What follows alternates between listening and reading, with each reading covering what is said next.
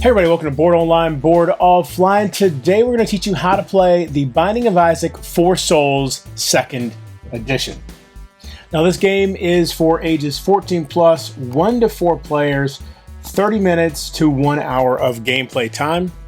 On Board Game Geek, they recommend 2 to 4 players, and they do say that it is best at 3 players.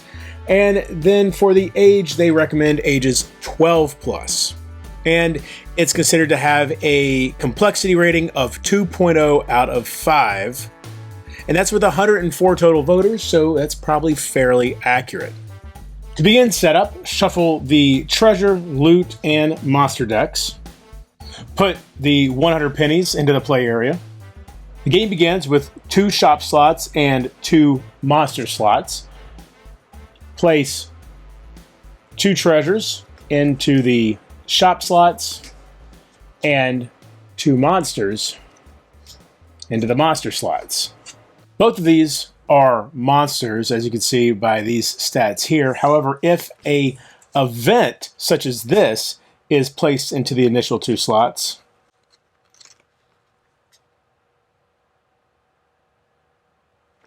put it on the bottom of the monster deck and repeat until you have 2 monsters in the monster slots. If you're playing with bonus souls, choose 3 of them and place them face up in the play area as well. Randomly deal 1 character card to each player. And if it has a starting item like this one does, find its starting item in this deck of cards, the bone, and give it to that player as well. Characters always start the game deactivated, and starting items begin the game charged, meaning upright. Finally, deal each player 3 loot cards and 3 pennies. The first player will be the saddest player. Now let's discuss treasure cards. Treasure cards are items while they're in play. Items you control are placed in front of you in your play area. When instructed to gain an amount of treasure, you take that many cards from the top of the treasure deck and put them into play under your control. Silver bordered treasure cards have static abilities and triggered abilities. The belly button is an example of a static ability. You may play an additional loot card on your turn. While this ability down here, each time you take damage, you may recharge your character, is an example of a triggered ability, as is the fanny packs ability.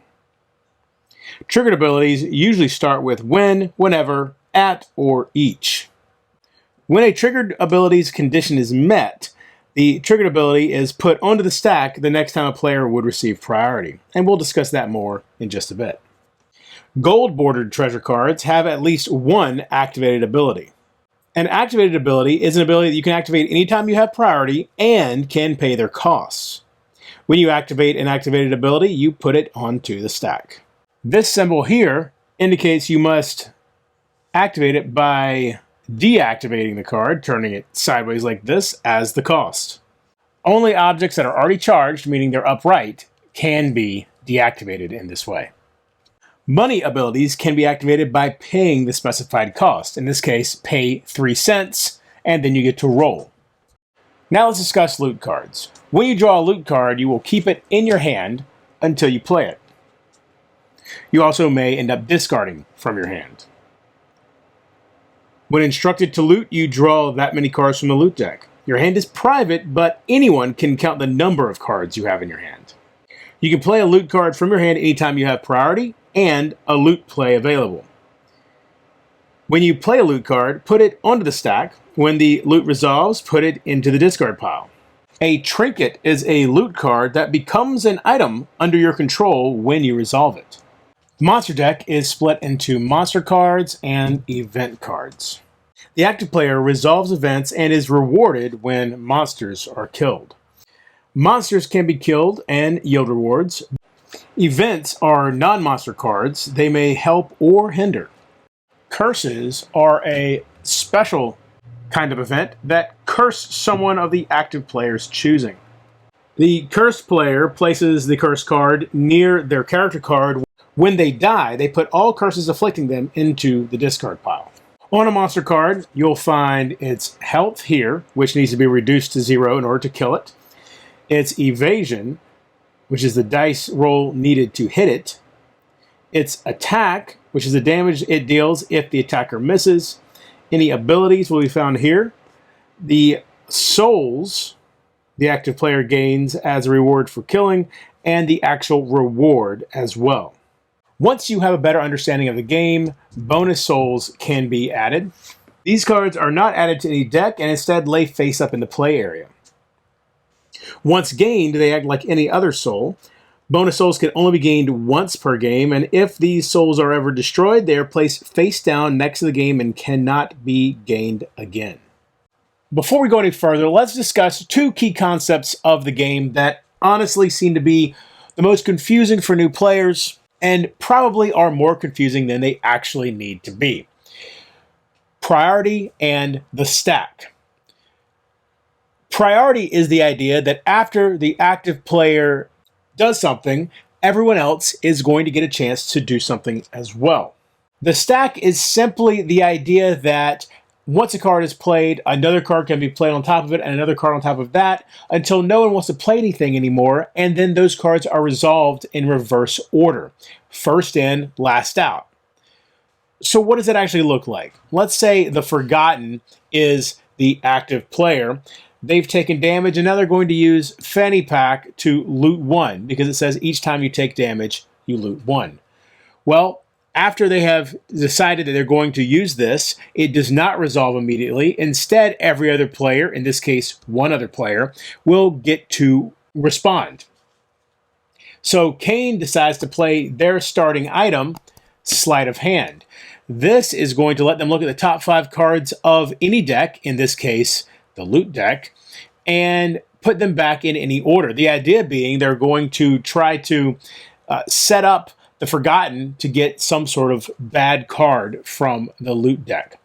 So then priority now passes back from Kane to the Forgotten again, who can now play another card, and they're going to play Butterbean, which is a loot card, into the stack, and this is going to cancel the deactivation ability or money ability of an item or loot being played. And this is, of course, a starting item, and it has a deactivation ability, and so now Sleight of Hand has been deactivated. Now, the way this works is, the way this is actually resolved is, once the Forgotten has played Butterbean, priority would pass back to Kane, but Kane says, I don't have anything else I want to play, so they pass, and now everyone has passed, and it's time to resolve the stack. So the first card gets resolved, Butterbean. You cancel that ability. Well, the Forgotten says, I'm canceling this ability. So now Sleight of Hand can't resolve. It's just a useless card in the stack. And so now we're back down to Fanny Pack, and it resolves. And so the Forgotten is now able to loot 1. So now that we've covered priority and the stack, there are 3 phases to every turn: start phase, action phase, end phase. The first thing the active player does in the start phase is they recharge their cards. Now any start of turn abilities will trigger. At this point, priority passes. Then the active player loots 1 and adds that loot to their hand, at which point priority passes. And then the action phase begins. When the action phase starts, the active player gets a loot play. All this means is they are now allowed to play a loot card from their hand. They have 1 loot play, so they can play 1 loot card. In the action phase, anytime the stack is empty, the active player can attack up to 1 time or purchase up to 1 time or end the turn. When the active player does choose to end the turn, priority passes, and once priority has completed its pass, the end phase begins. During the end phase, any end of turn abilities trigger, and priority passes. Any players or monsters who had damage done to them fully healed. The active player must discard down to their maximum hand size, which is 10 by default. And the active player passes the turn to the next player in clockwise order. So we mentioned purchasing several times. When you declare a purchase, before you choose what to purchase, priority will pass. You can then either purchase any item in the shop or the top card from the treasure deck without looking at it for 10 cents. After you pay the cost of the purchase to the supply, you gain control of the item you purchased. Shop slots, just like monster slots, must have at least one card in them at all time. And since the game starts with 2 slots, you will immediately refill it. Remember that when refilling a monster slot, you resolve an event right away. And it is also possible that multiple events will come out back to back as you do this. The active player will continue resolving these events until they have another monster in the monster slot. So now let's discuss attacking. When you declare an attack, before you choose what to attack, priority passes. You can either attack a monster in play or the top card of the monster deck without looking at it first. If you do choose to attack the top card of the monster deck, you will put it on top of a monster slot. If the top card is an event, its ability triggers upon entering play, and it is put in the discard pile when the ability resolves. Let's say we're attacking Larry Jr. Once the attack has started, you repeatedly make attack rolls with a d6. If the roll resolves and is equal to or higher than the target's evasion, which in this case it is, you hit and deal combat damage equal to your attack. In this case, 1. If the roll resolves and is less than the evasion, you have missed and you take damage equal to the target's attack, in this case, 1. This process repeats until either you or the target is dead. When a monster dies, the active player gains its reward, in this case 6 cents. And if it has a soul value, which it does here, they gain it as a soul as well. So when Larry Jr. dies, the player would take this card into their play area to keep track of the soul they have gained. If, on the other hand, a monster without a soul is killed, it goes into the discard. And again, the slot is immediately refilled. Now, on the other hand, if you die, you must pay the death penalty. First, you choose a non-eternal item that you control and destroy it, placing it into the discard pile. You then must discard 1 loot card. You lose 1 penny, and you deactivate your character and all of your remaining items. If you're the active player, once you've paid the death penalty, the turn immediately jumps to the end phase. It should be mentioned that players are encouraged to trade for favors or nefarious acts. You can pay another player any amount of pennies for practically any favor. You can't trade items or loot though, and bartering does not use the stack. It should be noted though that you do not need to keep your promises. When a player has collected 4 souls, the game is immediately over and they are the winner. And that's how you play The Binding of Isaac 4 Souls. Thank you so much for watching. Hope you enjoyed this video. Please be sure to come back and check out all kinds of great content on the way. We have How to Play Kingdom Death Monsters Gambler's Chess Expansion Part 4 as the next instructional video we will film. And we also have How to Play Dungeon Universalis Part 4 coming up, and tons of other great stuff. And until next time, if you're bored online, bored offline.